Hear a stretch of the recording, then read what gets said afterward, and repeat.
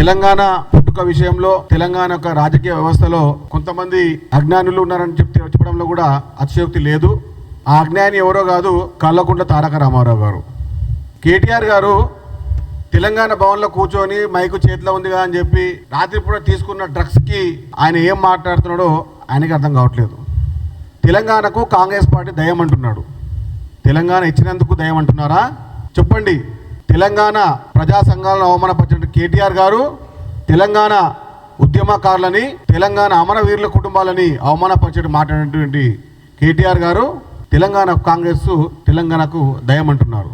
ఇలాంటి చిల్లర మాటలు మాట్లాడే ముందు కొన్ని విషయాలు మీరు తెలుసుకొని మాట్లాడండి. ఇదే కాంగ్రెస్ పార్టీ నుంచి పుట్టిందే మీ నాయన కల్వకుంట్ల చంద్రశేఖరరావు గారు. సిగ్గు శరం లేకుండా మాట్లాడుతుంటే కల్వకుంట్ల తారక రామారావు గారు, మీ నాయన కల్వకుంట్ల చంద్రశేఖరరావు గారు ఇదే కాంగ్రెస్ పార్టీ నుంచి యువజన కాంగ్రెస్ నాయకునిగా పుట్టిండు. అది తెలుసుకో ముందు. తెలంగాణకు శకుని ఎవరు ఉన్నారంటే అది కేటీఆర్ మాత్రమే.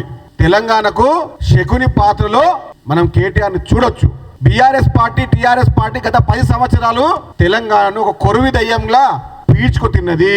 మర్చిపోయిర్రా? కల్వకుంట్ల తారక రామారావు గారు తెలంగాణకు శకునిగా కల్వకుంట్ల తారక రామారావు గారి యొక్క పాత్రని ఎవ్వరు తేలేరు, ఎవరు దాన్ని పరకాయ ప్రవేశం చేయలేరు. శకుని పాత్రని తెలంగాణ రాష్ట్రంలో 100కు 100% న్యాయం చేస్తుంది ఎవరంటే కల్వకుంట్ల తారక రామారావు గారు మాత్రమే. తెలంగాణను 10 సంవత్సరాలు కొరువి దయ్యంగా పీడ్చుకు తిని ఇప్పుడు పదవి పోయింది కదా అని చెప్పి చిల్లర మల్లరగా అహంకారంతో మాట్లాడుతున్నారా? కాంగ్రెస్ పార్టీ నుంచి పుట్టిన మీ నాయనకు అడుగు, కాంగ్రెస్ పార్టీ నాయకత్వం చెప్తాడు.